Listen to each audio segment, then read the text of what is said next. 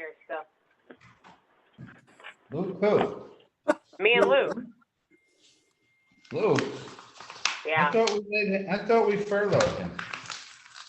Never. Yeah. He better be doing a good job for you.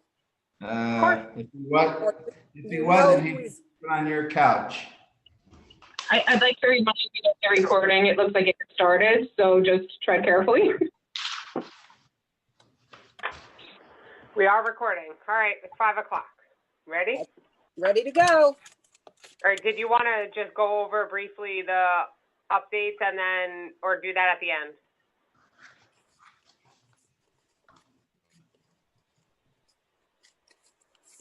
Well, hopefully all of you got an email from HFMA. They've made some minor changes to the CRCR curriculum. We'll make sure we highlight those as we go through. I don't mean to say this has happened to us before, but it's happened to us before, where they've made some changes in between. I know Christy kind of looked at them pretty closely, but I don't think it'll make a major change in what we've studied and what we're going to go through. You agree with that, Christy? Yeah, I think most of the changes were more on the system side. You know, they got rid of Adobe Flash, so you have easier access to the study guide. It'll be more efficient in terms of scrolling through. And the content did not change. Yeah, so. And I think the testing protocols did not change. It was more cosmetic. So they, of course, they did it right in the middle of our sessions. So. Yeah, I think that for the users, there's some content change. It's not a significant amount. Once we get the new course material, we will go through it and give you guys a good summary of what they updated.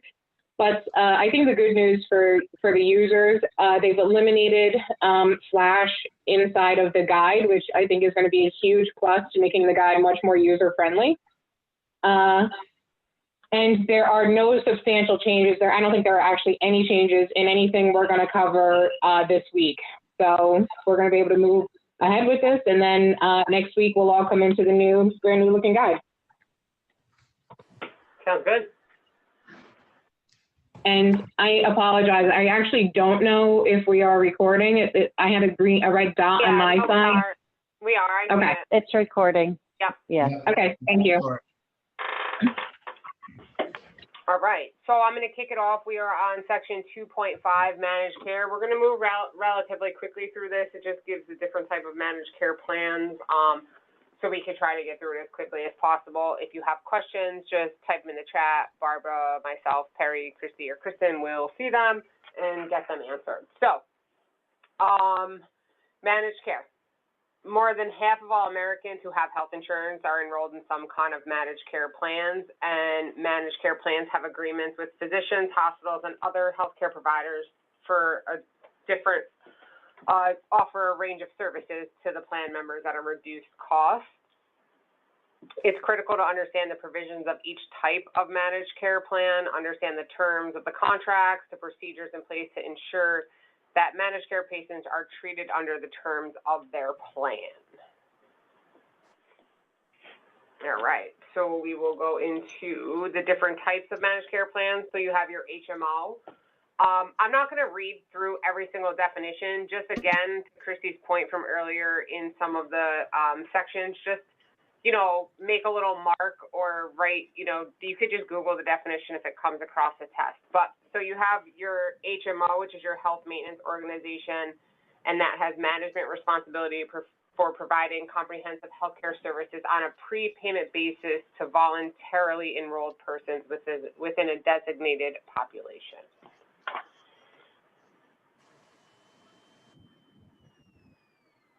Okay, you have your in and out. Okay, thank you. Yeah, it goes down. You have your. I didn't know that. Thank you. Your in and out of network. So that's a group of providers that have a contract with a health plan and agree to accept the plan's contracted rate as payment in full. If the patient goes outside of the network for care, they will likely pay more. So some of us have in-network and out-of-network benefits. That's what this is pertaining to. Medical providers join networks to increase their patient volumes to help the plan networks offer policies to employers and individuals to steer business to in-network providers. And click the little arrow. So by signing contractual agreements, the healthcare facility becomes an in-network provider. The coverage level is determined based on whether he or she uses the network or contracted providers, and the highest level of reimbursement is paid if the patient uses your in-network facility. Okay, so if a patient receives services at a healthcare facility that is not contracted with the plan, they will pay out-of-pocket benefits. So the benefit impact can range from a high percentage coinsurance to zero payment, and that could result in a higher patient responsibility. In-network versus out-of-network should be tracked as part of payment posting to ensure that the patient liabilities are properly stated and collected. So that's important. What you want to know when you're posting your payments, if it was paid in-network or out-of-network. It'll also help you realize if you have a payer issue, which I'm sure most of us have seen. Okay, so then we go to the PPO, which is Preferred Provider Organization. This is an arrangement where the third-party payer contracts with a group of medical care providers who furnish services at a lower than usual fee in return for guarantees of a certain volume of patients.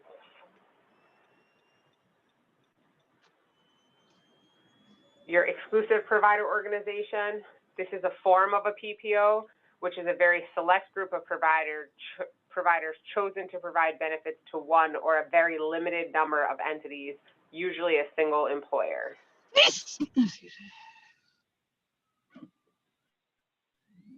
Then you have your point of service plan, which is your POS. This is an insurance plan that allows the member to select providers either in or out of network. Beneficiaries are enrolled in an HMO but have the option to go outside of the network for an additional cost.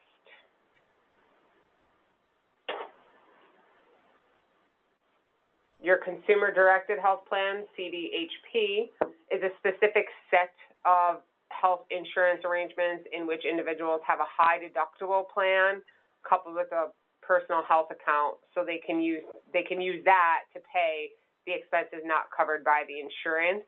A high deductible health plan is an example of a consumer-directed health plan, so I'm sure a lot of us are familiar with those.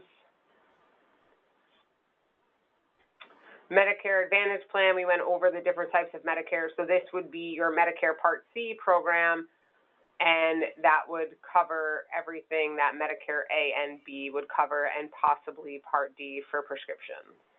And it's for Medicare recipients.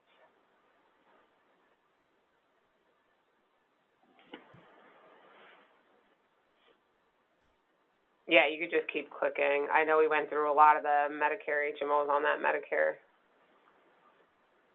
And then your Medicaid HMO plan is an HMO plan available to patients enrolled in the state's Medicaid program medical benefits. So rather than straight traditional Medicaid, you would be enrolled in a Medicaid HMO, which a lot of us are very familiar with.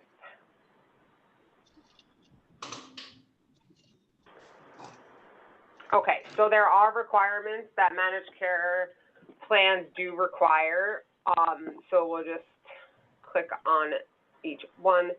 So you have your pre-certification authorizations. I know we talked a little bit about that in another section. So that's just specific services that require a pre-cert or authorization that need to be gotten prior to the service.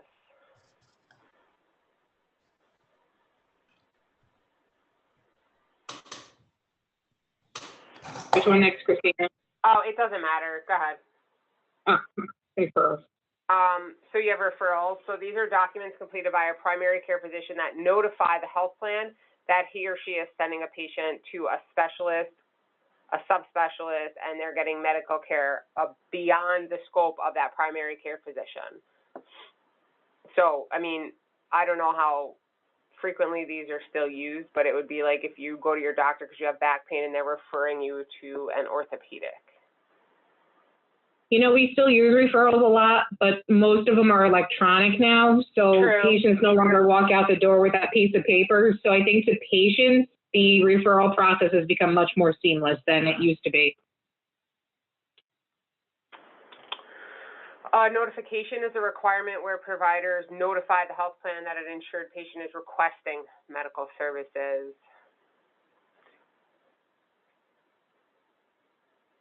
Site of service limitations, they develop care plans for common diseases and procedures.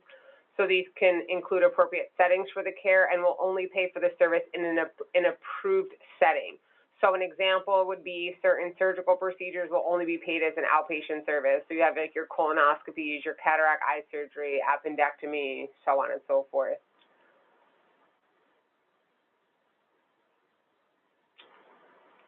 Case management, managing utilization is a critical component of the managed healthcare. Case management is an internal-based program which seeks to confirm that appropriate levels of care are provided based on the patient's condition and usually communicate that information to the insurance plan. I'm not going to go through all these. This is a case management example. In the next section is an entire case management chapter. So we can skip this for now because we're going to cover this more soon. Right. And then discharge planning. The plans require that discharge planning starts as soon as the patient is admitted. That is a question on almost every test, and it's a confusing one because why would you start planning for discharge when they're admitted? But make a little note, discharge planning begins as soon as the patient is admitted. The planning includes determining that expected outcome of the patient's treatment, so resolving special post-service needs will not delay the patient's discharge.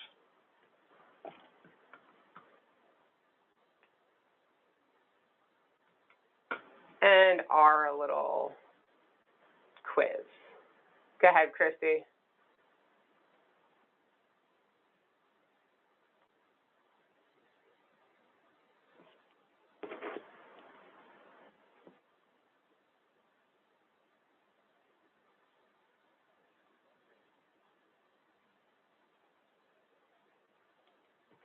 Yay.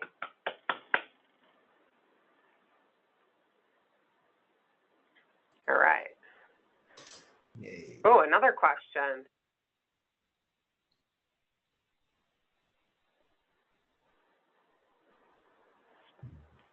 Yo. There you go.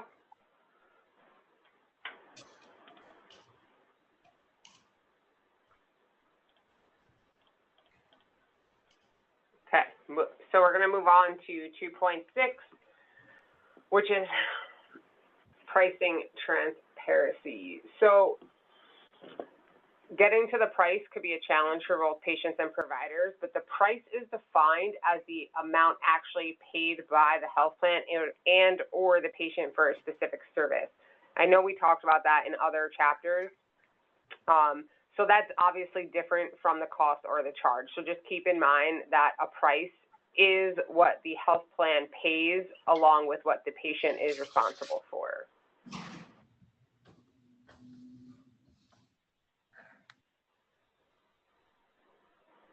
Okay, so the elements of determining a price.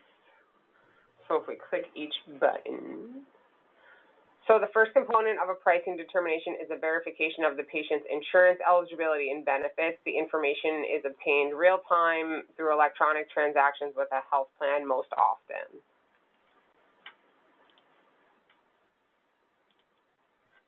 Okay, so then the health plan response to a verification inquiry typically contains the following. You have your confirmation of consumer or patient eligibility, details of coverage and limitations, network status authorization requirements, and then if there's an out-of-pocket, whether it's deductible, co-payment, co-insurance, so on and so forth.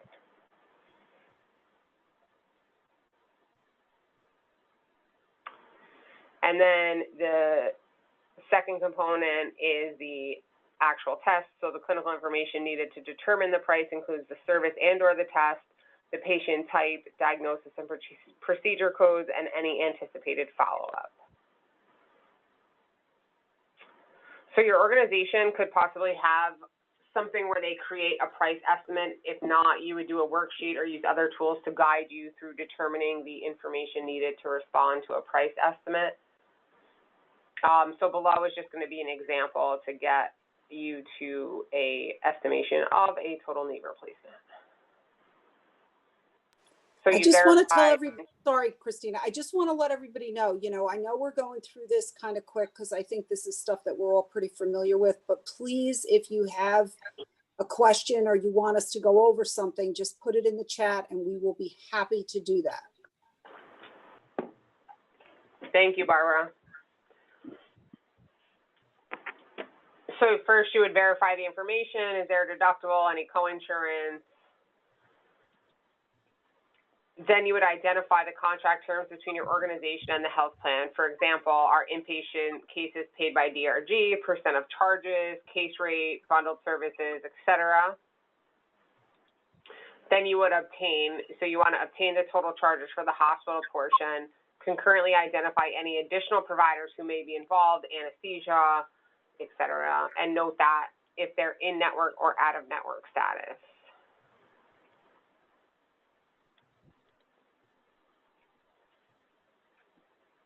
So then you'll need to apply the benefit information to the charge information, apply your payment methodology, and then here is the example. So this is a DRG contract. So you would have your total charges, the negotiated rate, if the patient has a deductible, what is it, co-insurance, and then what's due from the health plan versus what's due from the patient. And I believe there's two more examples. Yeah, so this is a Medicare example for DRG, nothing due from the patient. And then here's a percent of charges for a commercial managed care plan. So it's 48% of the charges. So you would do your calculation, and then the patient responsibility is $2,500 for the deductible. And then you would have what's due from the health plan, and then what would be due from the patient.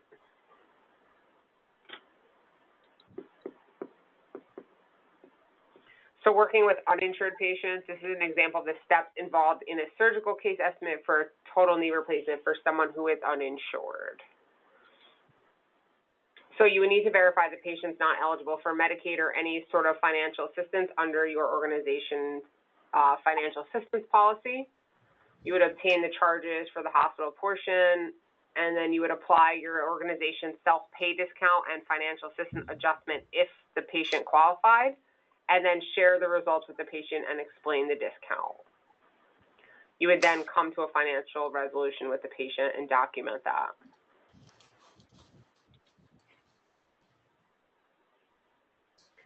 So the price estimate should be presented in a format that is easily explained to the patient. It's important to remember patients do not necessarily understand the language of healthcare.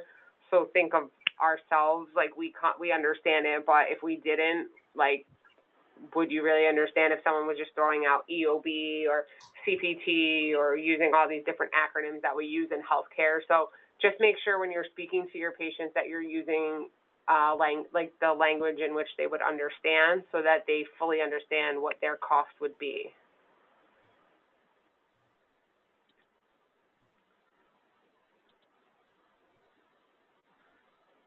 So a component of the price estimate conversation may be a discussion about available financial assistance program, including Medicaid, eligibility screening, or financial assistance. The appropriateness of the conversation depends on the reaction of the patient to the estimate, and should be included or excluded on that basis. And then when we get to course 4.6, they'll talk about the regulations for the 501R and the details of that.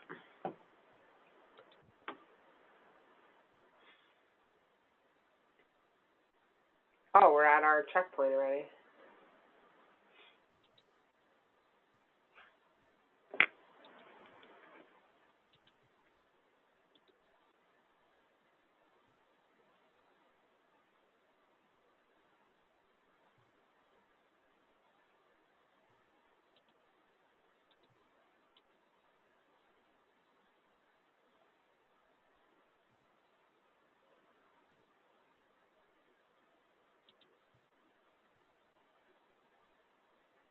Is that right, Christina? I Looks right. believe it is. Yep, that's right. Okay. I get to keep my job another week. Same. What is the first component of pricing determination?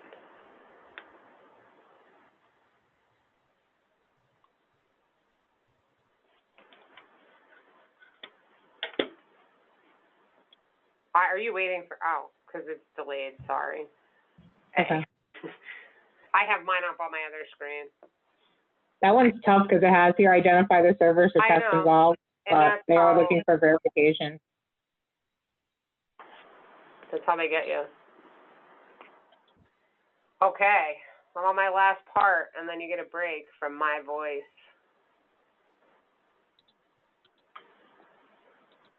All right, so here we're going to talk about pre-service and financial care. So the introduction is going to be about financial counseling. It's done to help the patient understand his or her health plan coverage and financial responsibility for their healthcare services.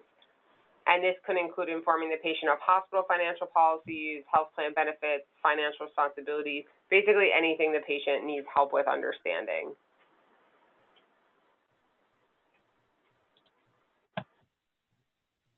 So uninsured and self-pay balances after insurance. So one type is just your pure self-pay where the patient has no insurance whatsoever and is responsible for the total cost of the healthcare service. And then the other type of self-pay is after insurance. So what the patient is due after their insurance processes the claim, whether it's co-insurance, co-pay, deductible, and any non-covered services identified. So your patient financial communications best practices, they were developed by a task force of industry leaders to address patient communications regarding health plan coverage. So we can go through these buttons. So it also will address the most appropriate way to conduct financial interactions at every point in the patient-centric revenue cycle, from the moment emergency or non-emergency services are scheduled or the patient arrives as a non-scheduled service. The best practices address the timing of financial conversations in the emergency room, at the time of service, outside of the ED, and then during the pre-service contact.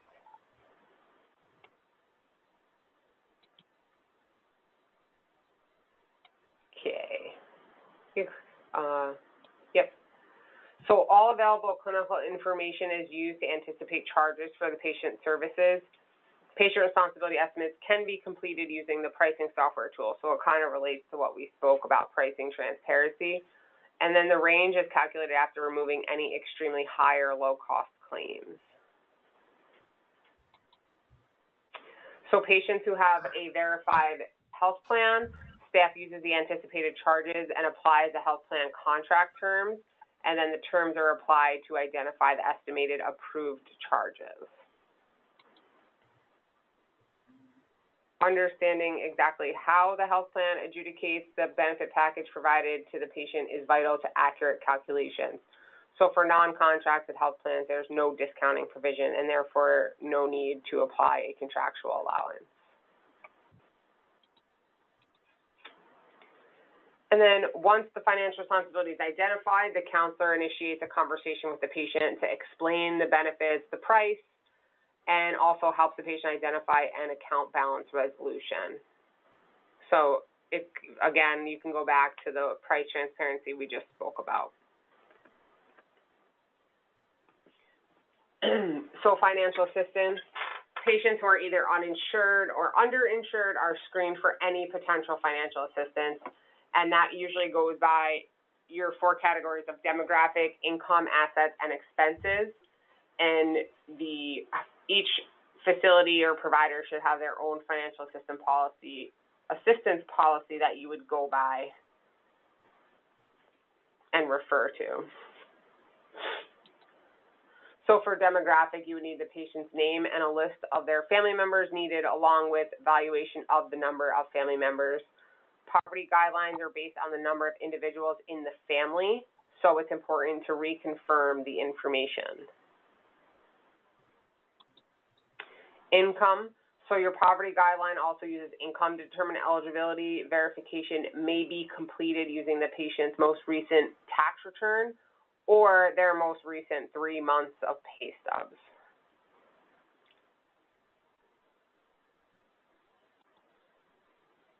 And then you have the patient's assets, which is their primary residence is excluded from the asset listing. Other assets, which are classified as liquid assets, that is source of funds readily available, should be listed and may be considered. So that would be vehicles, campers, boats, savings accounts, investments, etc. And then expenses. Most applications look at living expenses to determine what money the patient has available after expenses to pay the hospital bill. So that information is necessary to determine that. And then the final component of financial counseling is obtaining financial resolution. So that includes reviewing payment options with the patient in a specific sequence and finding the appropriate solution for him or her to pay their healthcare provider. So first this is like your typical financial counseling sequencing. So you want to greet the patient and give your name. Explain your organization's financial care approach. If the patient has health insurance, review the plan and benefits with them. You want to review anticipated charges of the patient's anticipated cost and include how the liability was calculated. Ask the patient to resolve the liability by reviewing your payment options. If your organization offers payment portal and electronic payment processing through the portal, explain the process and the steps. So essentially just make everything as easy as possible for the patient. And if the patient does not have health insurance, explain the financial assistance options, including presumptive Medicaid eligibility if available in your state. And your payment options. So you have full payment, which I think it's full payment no later than the time of service or final bill generation, and then you can, whether your facility is cash, check, debit card, credit card, etc. Many hospitals offer a prompt pay discount from charges to entice the patient to resolve their debt immediately. Short-term payment plan. So these payment plans are designed to allow the patient to make monthly payments, but they typically set an amount negotiated between the two, and interest is not commonly charged and no loan documents are filed. And the most effective payment plan programs screen the patient to ensure the patient has the resources. And then your bank loan program. Some hospitals are offering this program, which allows the patient to obtain credit through a bank loan, and it's paid directly to the hospital by the lending institution. So this is a good reminder at this point that this program is at a national level, and my bank loan programs is not something that we see here in New York State. It is something that is happening at the national level across the states. So you should know that there is the possibilities of patients reaching out and obtaining loans from banks in order to meet their medical obligations.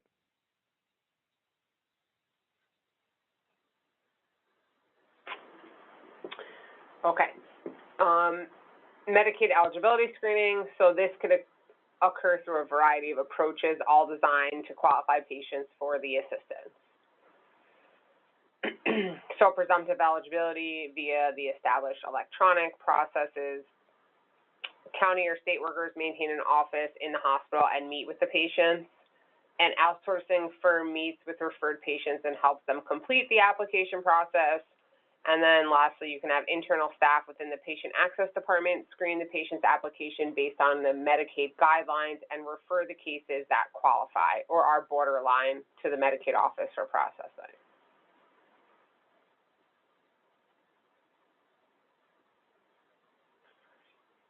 Your financial assistance program is offered when the responsibility party does not have the ability to pay and does not qualify for Medicaid. So it's typically based on a sliding scale discount up to 100% based on the patient's status. So Why does that middle one go away and the rest don't? Oh, there you go.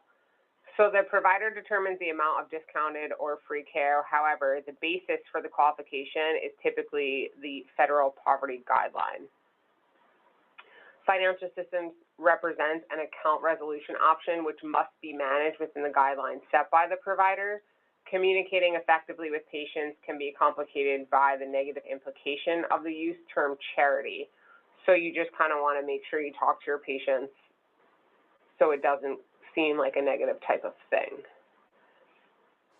Go ahead. Just to add to what Christy said, again, this is the national test, and we're, but we all know that New York has a very, very strict financial assistance policy.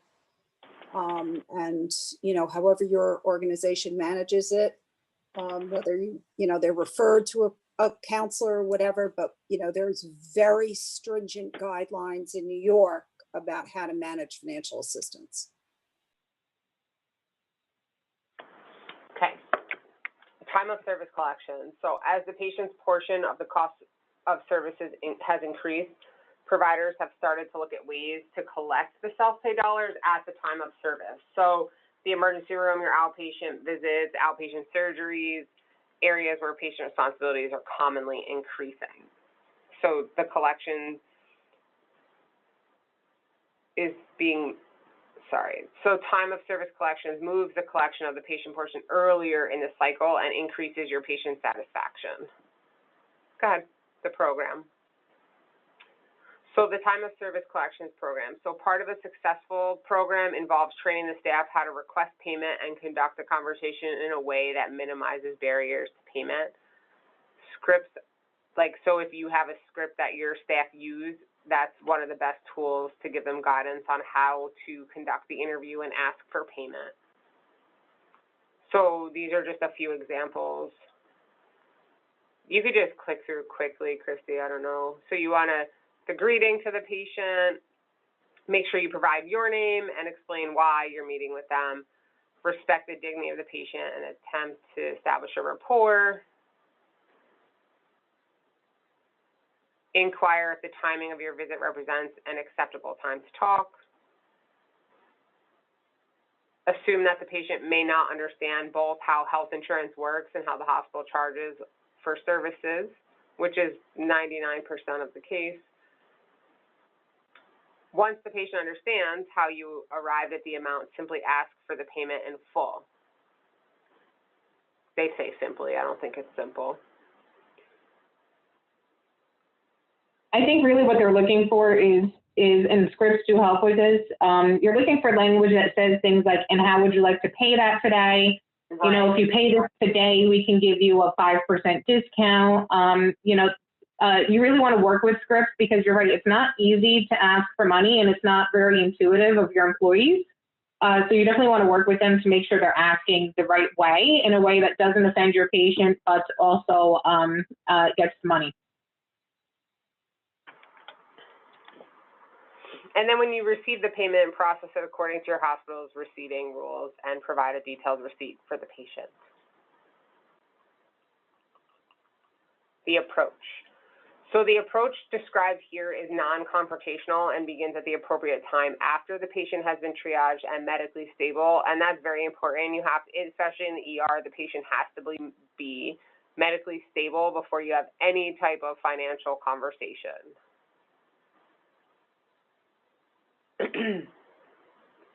So this is going to kind of go through the same steps. You're going to introduce yourself and complete the registration.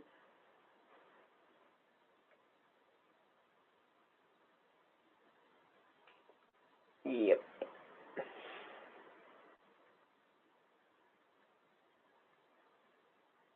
And then that'll just give you like another example of if the patient's going to pay.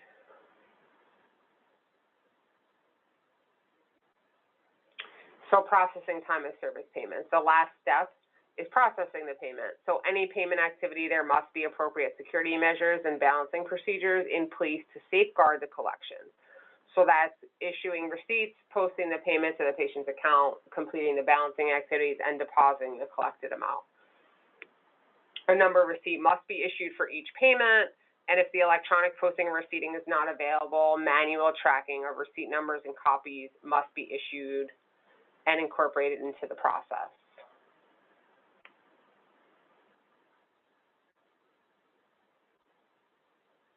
And then your payment and the cash draw must be balanced at the end of each shift. To balance payments, the payments are totaled, the receipt amounts are totaled, and all receipt numbers accounted for. The two totals should match. If they don't, differences should be documented and reported immediately.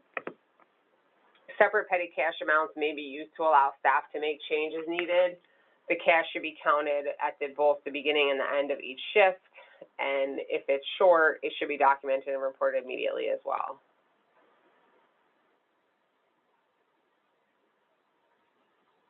Activity.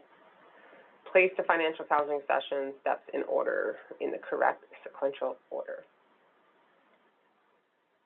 6, yep, number 1.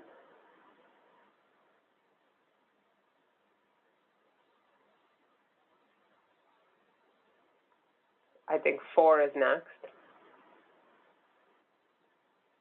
Maybe not.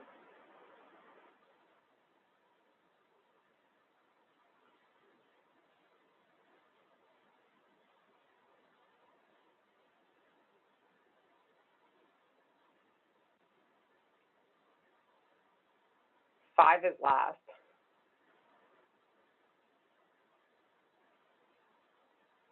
There we go. Oh, no.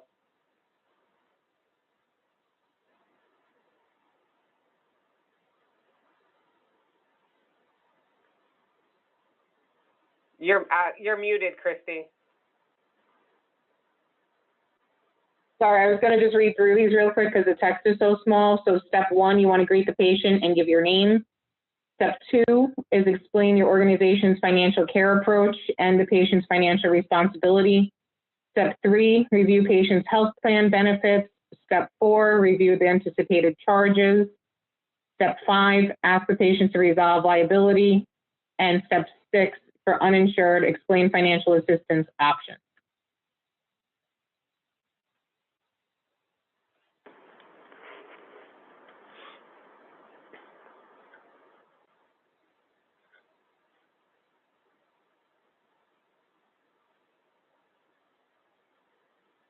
I'm guessing that one. Yeah, There you go. And I will pass it off to Christy. Do you want me to click for you, or you want to click for yourself?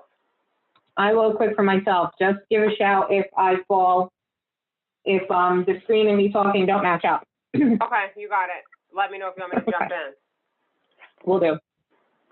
Okay, so earlier back in section 1, we talked about EMTALA really quick.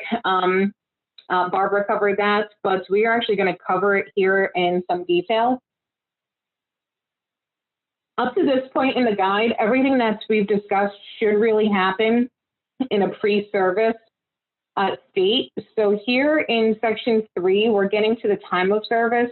We're getting to the point where the patient is actually showing up for care. So EMTALA, we're going to start with that. This is extremely important law as it relates to ER care. And EMTALA, it requires that our hospitals provide a medical screening exam and any needed stabilization treatment to every person presenting in your emergency room who's presenting and requesting that medical treatment and evaluation. Until your facility provides that screening exam and needed stabilization, you cannot transfer the patient out of the facility unless if your facility simply cannot handle the care the patient needs, nor can you ask the patient about any of their financial liability. And that means even doing a full registration before they've been screened. You can't ask them anything about their insurance until they have been screened and stabilized. And even if your facility doesn't handle it, like if your facility doesn't have OB, for example, and somebody comes to the window and they're pregnant, you have to stabilize them and then transfer them. That's right. So that, Barbara just said it, you cannot ask about any health plan or liability information until after that patient is screened and stabilized. But because your ER department, those patients are, by definition, they're not scheduled. So we are going to talk a little bit about how the registration process changes under emergency care. So first, you have to meet the rules of EMTALA. So again, you have to screen and stabilize that patient before you ask any questions. And to a degree, you only at this stage can register the patient enough so that your medical personnel can start issuing medical orders for the patient. Remember, we need a medical order from a physician before we can start treating patients. That is also true in the ED.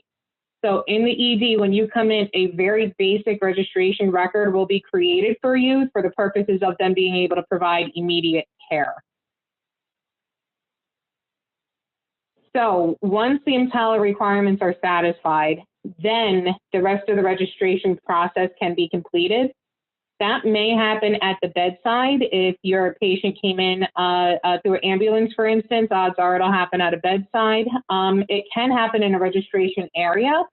Once you screen and stabilize your patients, a lot of times they have to go wait in the waiting room, and off the waiting room, there may be a few cubicles where they can complete the registration process. During that registration process, the patient will give you their health insurance information if they have it, and your registration staff should be running real-time eligibility. Most patients will have some form of copay. Your commercial patients, certainly anyway, will typically have a copay for your ER. Your Medicaid and your Medicaid HMO patients, they may have a small copay. Either way, you'll discover it then during that registration piece. And then just like registration, discharge processing can, including the patient paying any of their financial responsibility, can also occur at the bedside. But for your ERs, they may also have a separate discharge designated area. Either way, it really will work depending on how your workflow in your ER is set up. Okay, so signage. For hospitals covered by the 501R regulation, which our New York hospitals all are, you are required to have signs in your emergency room department that clearly outline your financial assistance policy.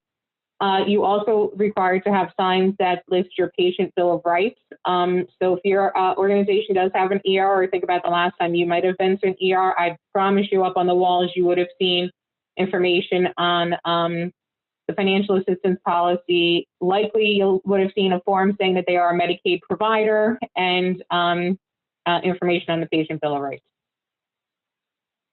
Okay, so EMTALA does present concerns in the emergency department that are unique to the ER.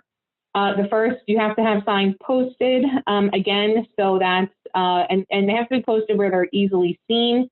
You may have to post them in multiple languages if a certain percentage of your population speaks another language, such as Spanish. It has to be conspicuously posted, and whether or not your hospital participates in the Medicaid program. Managed care plans requiring authorization.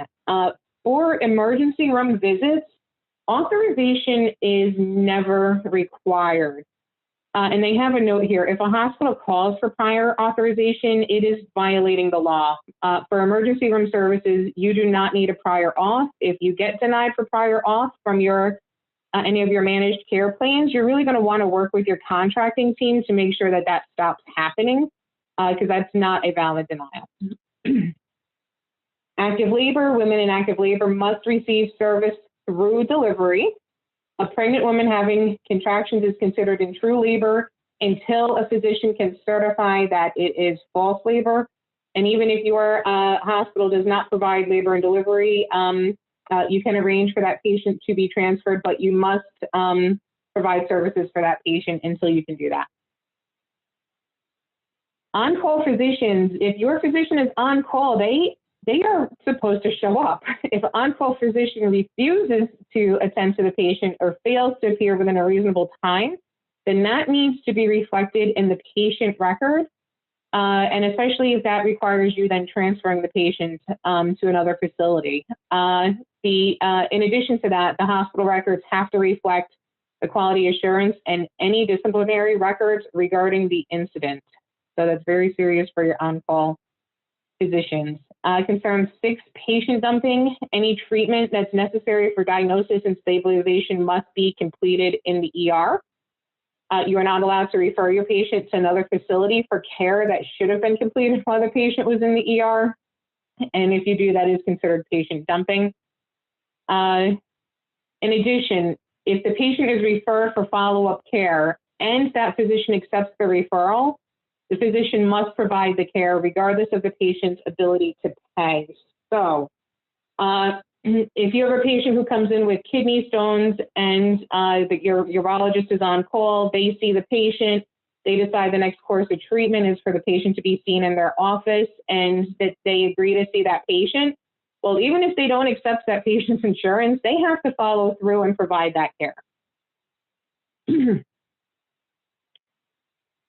Transfer of patients prior to stabilization. A patient is unstable if there is a risk of material deterioration. The only real exception is cases where the facility cannot provide the appropriate resources to treat the patient, at which case then you could order a stat transfer for patients in other facilities. Concern number 8, mental health screenings. It is a requirement to complete both a full medical screening and a full psychiatric screening for ER patients.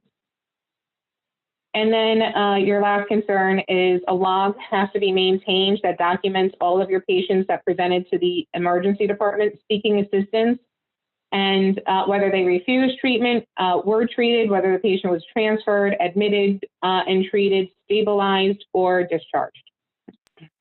And just a side note on EMTALA, if you are ever involved in an EMTALA potential violation investigation, they are probably one of the most difficult investigations to deal with.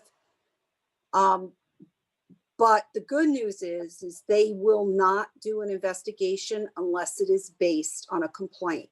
They don't just decide to do EMTALA audits, but if they get a complaint, then that opens up your everything that we talked about. It opens it up to review, and they are very challenging to get through.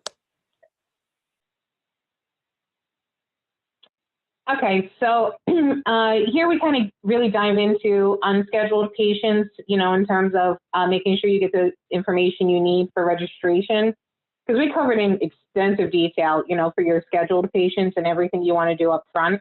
But your first step for any patient is still to identify, verify who the patient is, and make sure you have the right medical record for the patient. I'm going to skip through a lot of this because we've already discussed so much of it, but you know what different forms of identity you can use in order to identify your patient. You would still follow the same course. You would verify the patient's date of birth, and again, make sure you're looking at the correct patient record, regardless if it's a scheduled patient or unscheduled patient. Scheduled and pre-registered patients, again, we talked about all of this. I'm not going to dive back into it. We covered it so extensively. Here's the big difference, though, when it comes to your unscheduled patients. You don't have that time beforehand to verify the information that you need.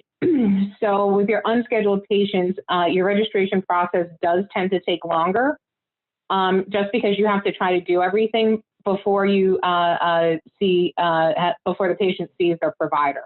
So it can be more challenging in the fact that it takes longer and you're trying to get all of that information quickly.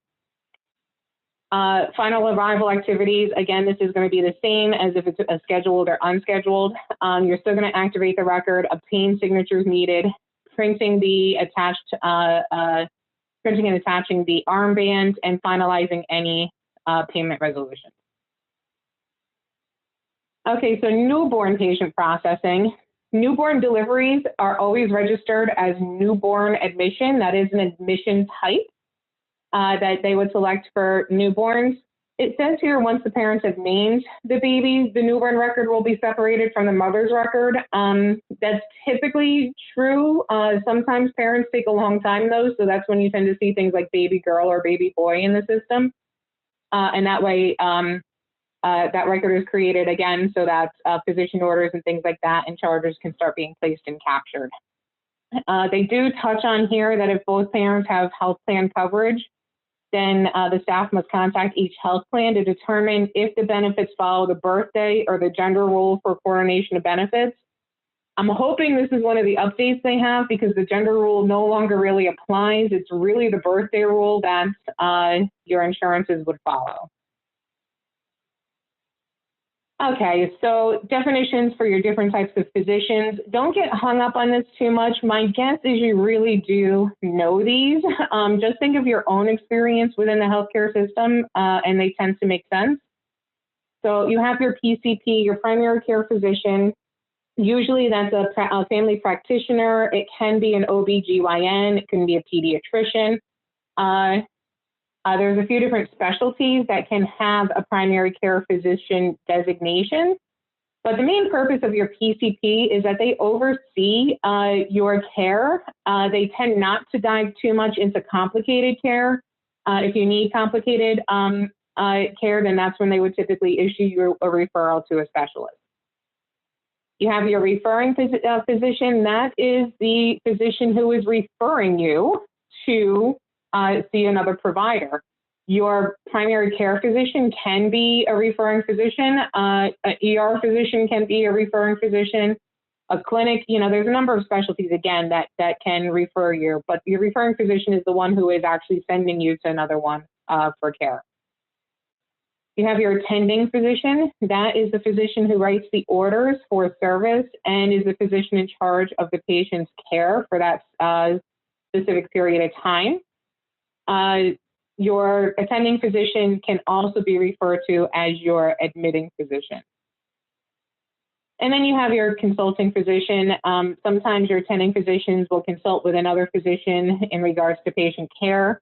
When that happens, the consulting physician information will be listed in the record. That person will also have access to your records so that they can help make decisions when it comes to medical care. Okay, so now we're going to get into admission orders. And here we dive a little bit into when it's appropriate for inpatient versus outpatient observation versus the tube midnight rule. So, and I think we touched on all of these before. So we'll go through it. A physician would issue the order for an inpatient if further treatment can only be provided in a hospital setting, the patient's condition cannot be evaluated and or treated within 24 hours, or there is not an anticipation of improvement in the patient's condition within 24 hours.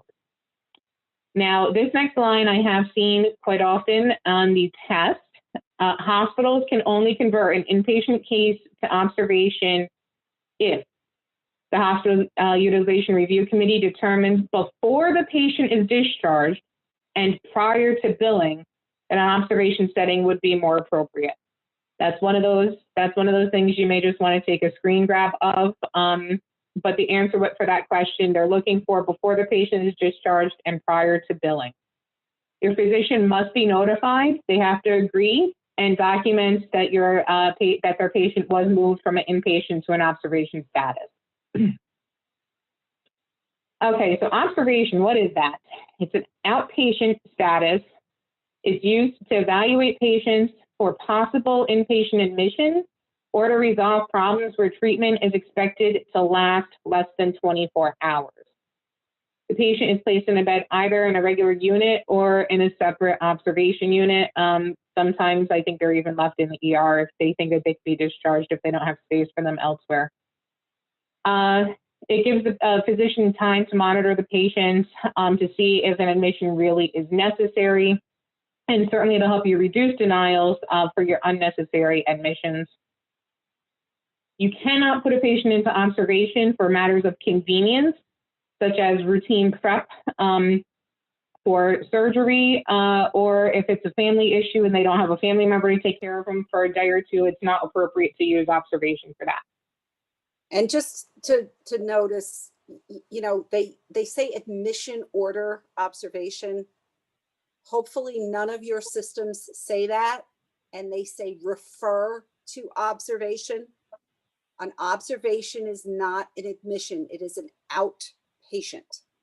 And you really shouldn't have it in your system as an admission order. Again, this is, you know, national guide, but that's just a, you know, tip, because that can get very, very confusing when you have that word admission in there. I agree. Okay, so 2 midnight rule. The 2 midnight rule is really kind of a good tool for determining whether or not your patient is really inpatient or outpatient.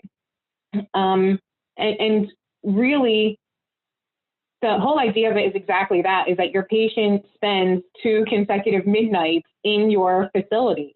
I'm trying to go through here.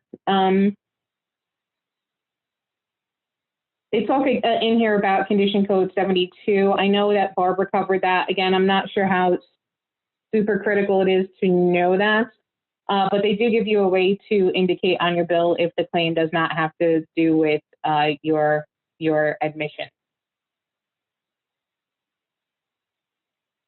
Okay, HFMA really then dives into the different types of registration forms that we have to provide to our patients, depending on the different circumstances. So I'm going to go through these pretty quick. Your consent to treat, that's exactly what it is. It's in my facility, we call it informed consent, but you have to get consentment to treat your patients. That is typically a form that they sign. They can sign it electronically. You do not need to obtain this in emergency situations, so this is not something that we typically would do in the ER. It would not be appropriate to do it there, but in a lot of other situations, it is necessary to, basically get this form signed that indicates what treatment the patient is getting. You need that to be, you want your patient to be informed. It has to be voluntary. It cannot be signed under duress. It can't be obtained through fraud or any misrepresentation. And a lot of times we do scan these back into the patient charts to keep records of them. Conditions of admission, it's a standard form. Again, for your patients, it's used to inform the patient about admissions and conditions that must be agreed to as part of the agreement for the hospital to provide care. That can include medical and surgical consents, even other consents such as X-ray, medical, surgical treatment, anesthesia. Your release of information is typically part of that. That allows the provider to release demographic and medical information to certain providers. That could be your own insurance in order for reimbursement. It could be to law firms. It could be to other healthcare providers if you're transferring your care to another provider. Your financial agreement is going to be in there if you are responsible for any payments, and then your assignment of benefits, which gives authorization for you to build a health plan directly, and the health plan to pay you directly for the services received. Your privacy notice. So the Health and Human Services issues your privacy rules, which you have to implement the required the requirement of HIPAA. It addresses the use and disclosure of your individual's health information, which is also known as protected health information, by organizations subject to privacy rules and things like that. Hospitals are required to provide a written notice of their privacy practice. And the purpose of the notice is to document the different ways in which the provider is safeguarding your personal medical information. Okay, you have your important message from Medicare. This message would only go to your Medicare beneficiaries who are a hospital inpatients, and the notice is the point of the notice is to let your patient know that they have a right to dispute the hospital's discharge decision. It explains, so if the hospital thinks you're ready for discharge, maybe that discharge could be to home, it could be to a skilled nursing facility. As a patient, if you don't agree, then this important message from Medicare will outline your appeal rights and requirements that you have in order to file that appeal for review. Okay, your Medicare outpatient observation notice, your MOON form. That is a special notice. It is required for your Medicare patients who are placed in observation or other outpatient status for more than 24 hours. It's a requirement, applies to your Medicare fee-for-service beneficiaries only, so your Medicare HMO beneficiaries do not need to get this notice. It must explain why the patient is being placed in outpatient status and what financial obligations that means for the patient. You have your advance directive and medical power of attorneys. Not all patients will have these, but if you do, then it's a good idea for you to share them with your medical provider so that they understand your wishes and whatnot. So your durable power of attorney for healthcare is a legal document that allows the patient to name an advocate who can act on their behalf. You also have a living will, which allows a person to state his or her treatment wishes in writing, but that doesn't necessarily name a patient advocate. And then you have your patient's Bill of Rights, and that was developed to promote and ensure healthcare quality and value and to protect consumers and workers in the healthcare system. Each healthcare organization has a patient Bill of Rights that they do provide to their patients. So if you're not familiar with your organizations, I would encourage you to go look it up. Okay, so bed control, also known as census management. And this is the process by which we accurately record a patient's bed status and level of care assignment. If the patient is discharged or transferred, that's all recorded with the patient census.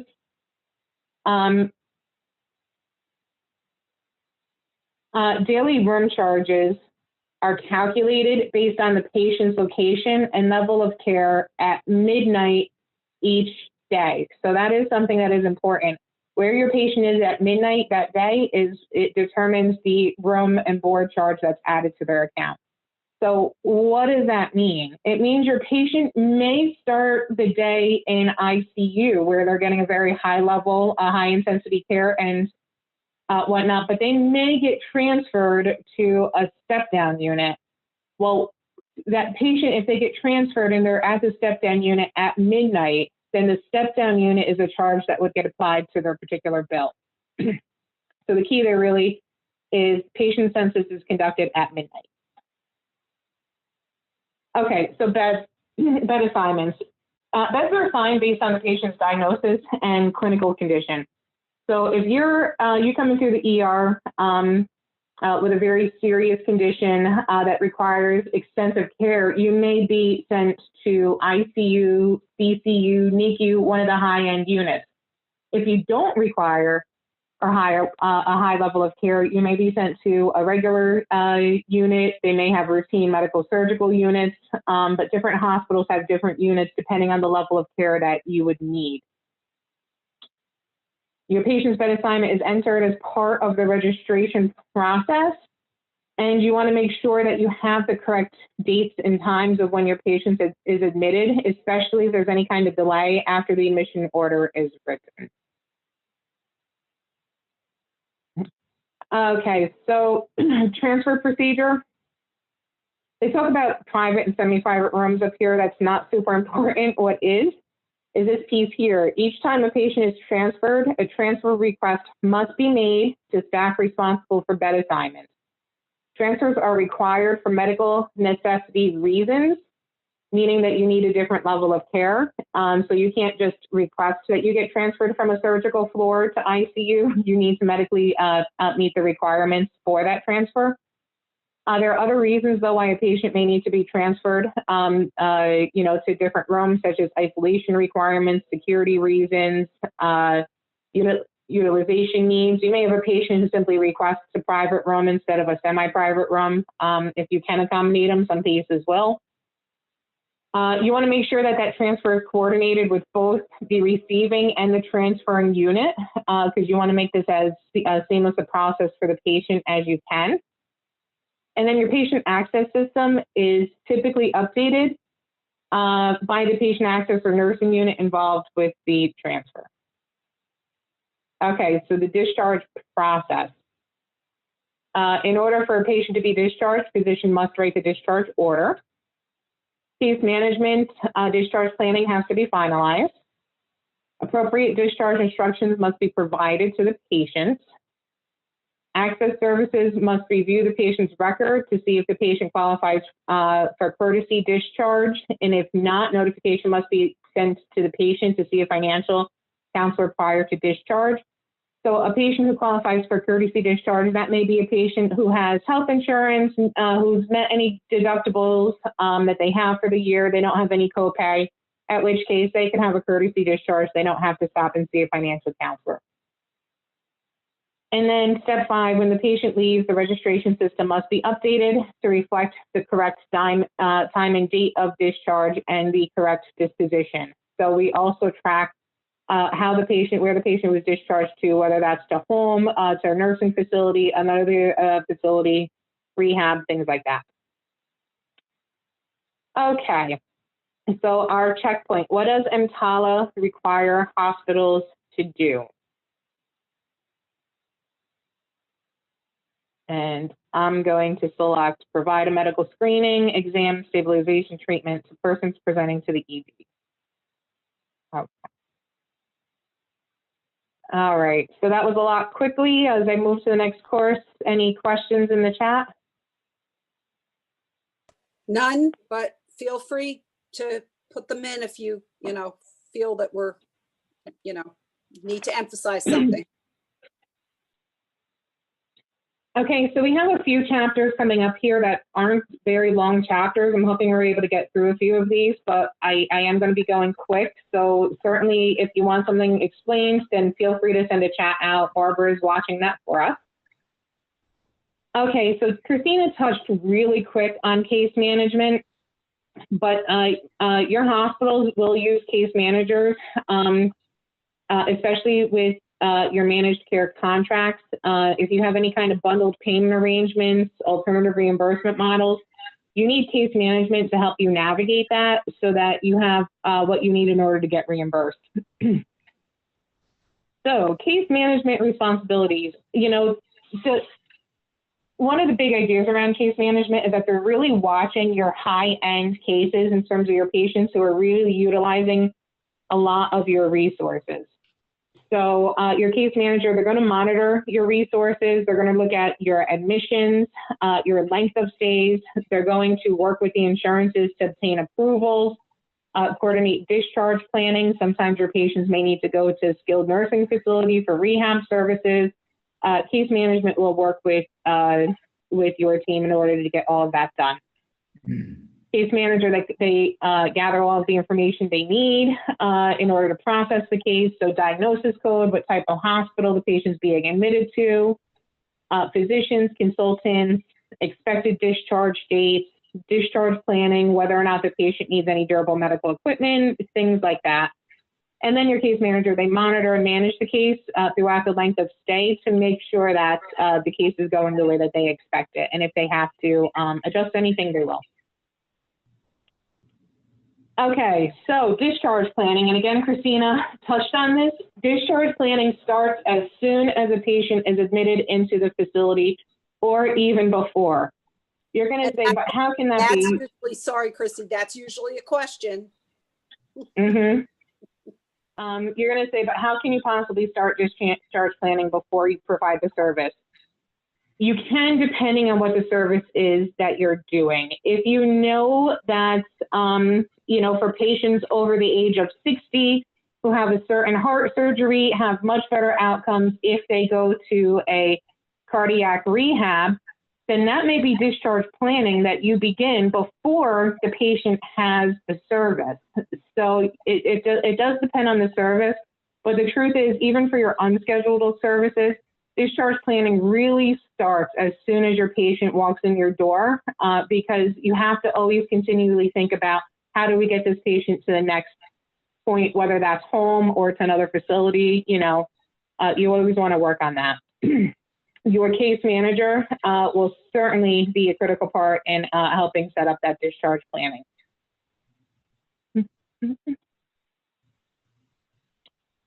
Okay, so we have 3 types of case management reviews. These are, again, just look at the words themselves. You know, prospective, you're doing that before the service. Concurrent, you're doing that during the service. A lot of your case management you're going to see in this case, these are your patients who are inpatients and have been for a while. But you certainly also have retrospective reviews, which occur after your patient has been discharged. And then case management, their overall purpose, as I mentioned before, is to monitor your high resource consumption cases to make sure that you're effectively utilizing the resources that you need in order to care for that patient and have the best possible outcome. Okay, so case managers, they can be employed at your hospitals. They are also employed by your managed care plans. Your commercial health plans have case managers. Some of your bigger physician practices may have case managers, but certainly your hospitals, you will see case managers within those. Health plans provide case managers sometimes within a healthcare facility, or they can even send them to patients' homes to review cases and recommend treatment changes if necessary. So again, your hospital staff, they tend to work very closely with your managed care organizations, monitoring each of your cases. And case managers, they are often nurses with specialized training in specific areas. They can become certified case managers by taking specialty exams and having the appropriate credentials and experience. So both case management and disease management are methods used for managing the healthcare of patients. The case management requires that a case manager be assigned to select patients. And then again, they're responsible for coordinating patient care, helping make sure the patient is moved from one point to the next point in the process, routine contact with the health plan and liability payer, and then discharge planning and execution.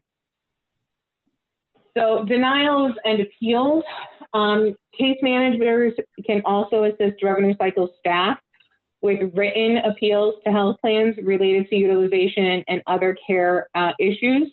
Again, they mentioned that your case managers tend to be nurses, and you know, because of that, those nurses, they tend to be involved in a lot of aspects of monitoring that patient stay. So they're very well positioned to write the appeal that you need in order to fight any kind of denial you're facing. Okay, so in what manner do case managers assist revenue cycle staff? And the answer we're really looking for is providing assistance with written appeals to health plans.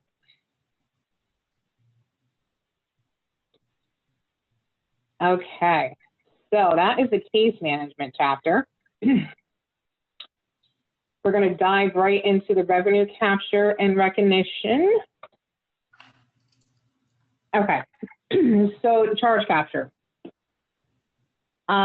Accurate charging of healthcare services is critically important. It's how we know what service we provided. It's the basis for us getting paid by our insurance companies. There's a note here that even though few health plans continue to directly reimburse services based on charges, it's important to understand how the charge process works. I actually would dispute that note. I would actually argue that we are still very heavily paid based on charges and diagnosis codes, but it's a different methodology now than it used to be.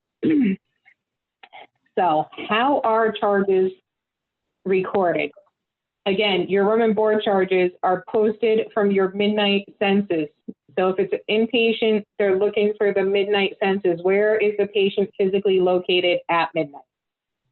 Ancillary charges. In this case, when I say ancillary charges, I'm talking about things like radiology, drugs potentially, lab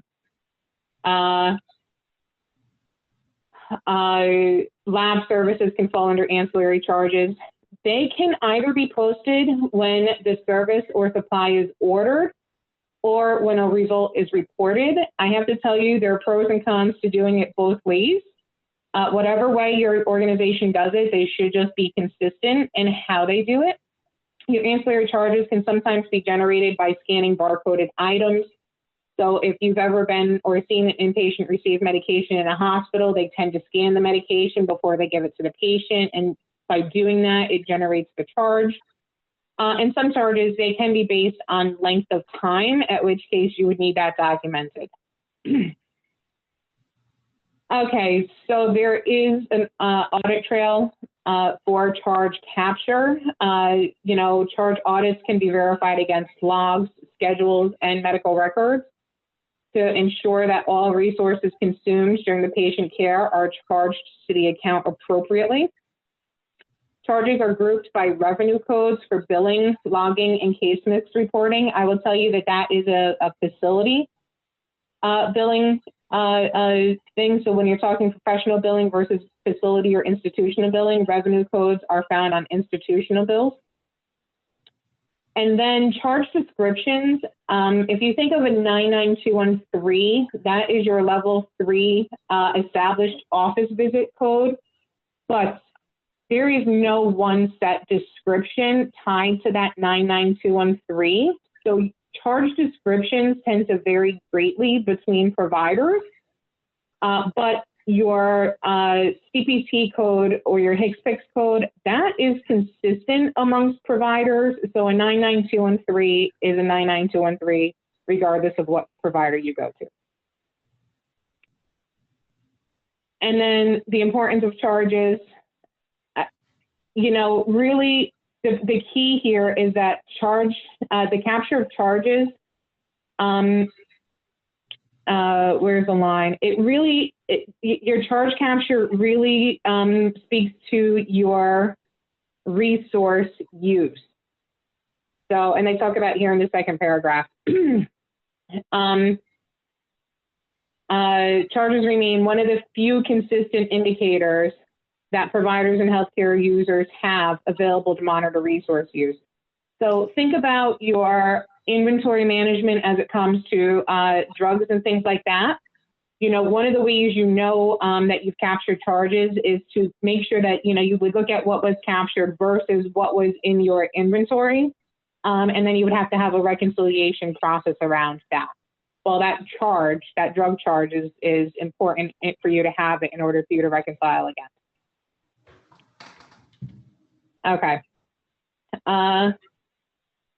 You want to capture your charges as timely and accurate as possible.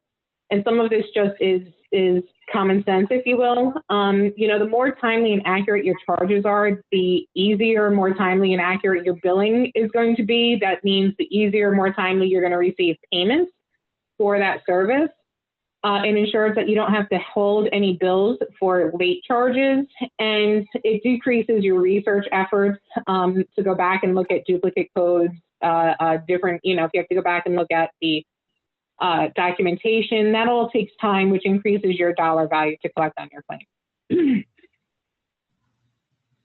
Okay, so what is your charge master? That is your list of the services, procedures, room accommodations, supplies, drugs, any service that you can potentially bill to either a patient or an insurance company. It's going to land on your charge master. There's even codes that are going to be on your charge master that you can't bill, but that you're capturing for your resource utilization management purposes. So some core elements of a charge master, often most systems assign a unique number to that charge. It's just a unique number that's associated to a charge with your table. You're going to have a department number. This, can be used to designate what the right department that generated the revenue associated to that charge. Your billing and charge description. Again, your charge description is not standard amongst providers. Your charge amount, that is definitely going to be on your charge master. The CPT code or the Hicks Fix codes, that is standard amongst the different providers. That is universal. We all have to work off of the same available CPT and Hicks Fix codes. Any modifiers that may apply to that code. Your revenue code, I will say here, your revenue code is a 4-digit number. I know when you look at revenue codes, a lot of times, I think ER might be, I may get it backwards, clinics may be 520, I think. But really there's a 0 in front of that. So for your revenue code, you're looking. You're 450, Christy. Oh, okay, okay. But really it's a 4-digit code. So when it prints on the bill itself, it'll print out as 0450 or 0510, depending on what revenue code it is. And then your general ledger number, this is something your finance team is going to attach to your charge master, and they do that for accounting purposes because, again, they also want to direct the revenue to the appropriate department. So what are some challenges around the charge master? There's quite a few challenges around it. You want to make sure that all of your charges are represented in your charge master. If it's not there, it can't be selected. So you can end up omitting charges when you don't mean to. Your charge master needs to be reviewed at least yearly, although I think more often is certainly warranted. But you want to make sure you're not billing for any obsolete or invalid codes. I will tell you, if you do start, or if you are billing any obsolete or invalid codes, you will see denials and rejections immediately from your insurance carriers. And then you want to make sure that any needed modifiers are listed on your charge master. And as we will dive into modifiers in a little bit, modifiers can be extremely critical. Without them, you may not get paid depending on the service. Okay, so maintenance of the charge master is usually assigned to a specific person or department. However, each of these departments has a hand in making sure that the charge master is updated. So if you are a billing representative and you're seeing a lot of rejections, again, around a modifier, there could be something in your charge master that needs to be fixed. It's certainly worth escalating that, bringing that to a supervisor's attention so they can fix it. But as you can see here, all of these different departments really need to help maintain the charge master because you need the expertise of every one of these departments for your charge master to be completely updated.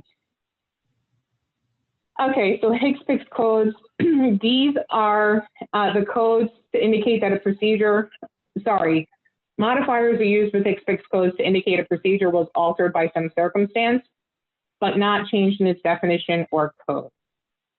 So we're going to talk about 3 different levels of modifiers. Your level 1 modifiers, your level, this is really confusing. Hold on, I'm going to go back a second.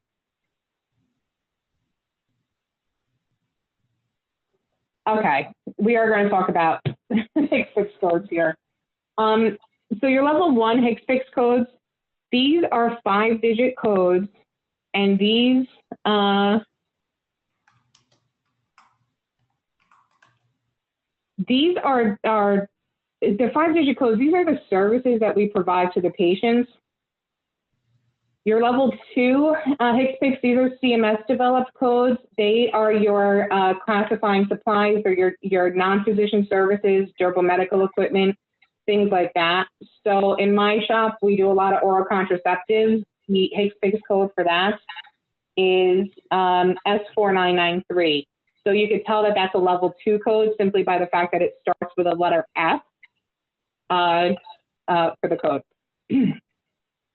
And then your level 3 codes, these are special codes that your Medicare administrative contractors request. They're not often used. And sometimes we will get a level 3 code while we're waiting for CMS to assign a Hicks Fix code to like a new drug or a device. Okay, and then now we're going to talk about Hicks Fix modifiers. Unfortunately, a level 1 modifier does not necessarily apply to a level 1 Hicks Fix code. For your level 1 modifiers, they do give you some examples. These are modifiers to indicate that something happened in addition to just the standard procedure. So one of the ones that we see often this time of year is this modifier 25, which is significantly separate evaluation and management service. We see this a lot this time of year because of flu shots. And if you give a patient an injection at an office visit, well, we need a 25 modifier on that office visit, which seems strange, but that's the billing rules. Your level 2 modifiers, these tend to indicate where something happened on a body part. And remember, I mentioned before that these can be really critical. If you have a patient with hand surgery, you must, or a surgery on some kind of finger or something, if you don't give them which modifier so that they can identify which finger, then it can be enough to deny your claim. And then you do have your level 3 modifiers. These are also issued by your MACs. The two most common that they have there are WA, which is cosmetic surgery, and XI, which is a FDA approved drug that's waiting for a code to be assigned.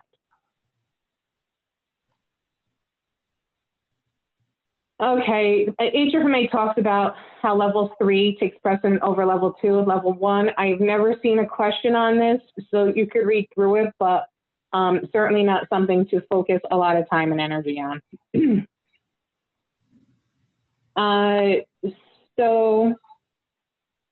Here it's just asking us to match up the correct description with the code, which I will do here, and I will leave the slide for 2 seconds in case if anybody wants to screenshot it, but this is what we have just covered. Okay. So common revenue code, CPT code, issues, in order to really assign the correct code, you need to know what service your physician performs. So you need complete, accurate documentation from your clinician in order to be able to code that. If you're trying to code from a fee sheet or incorrect record, you may have trouble doing that. Sometimes your physicians will indicate symptoms as opposed to diseases. If that's the case, you're going to have to go back and have the physician add some more details so that you could properly code. And then sometimes coders don't understand necessarily the primary and secondary diagnosis, principal procedure versus secondary procedure. That stuff should be noted in the records so that your coders don't need to guess. So CMS, they do publish a list of the updated and outdated codes every year. Usually that list does come out in October with a January 1st effective date. So a lot of organizations this time of year go through and review their charge master and make sure that they're set for the next year's changes. Okay, and then why is it critical that a charge master is reviewed and updated regularly? You want that, but it's not your CPT database.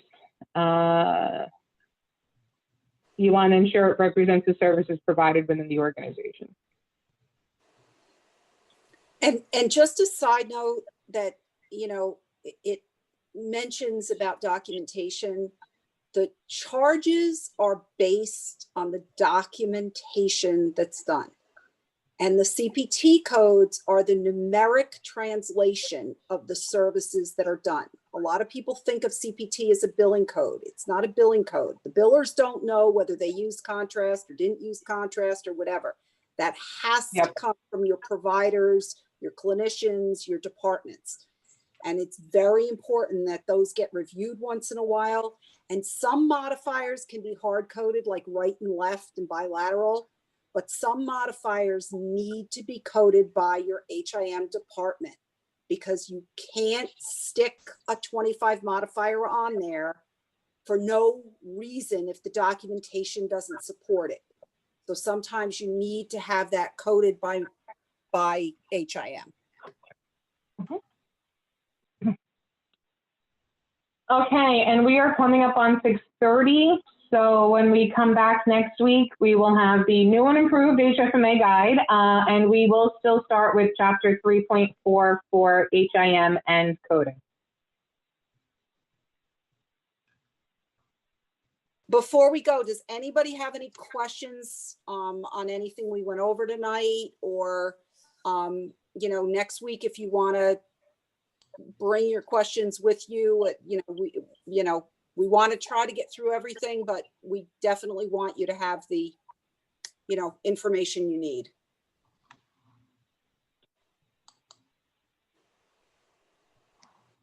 All right, seeing no questions. Okay, sounds good, everyone. We'll pick it up at 3.4 next week. Thank you, everybody. Yeah. Have a good day. Have a good night, all. Be Thank safe. you. Bye. Good night. Good night. Good night. Thank you.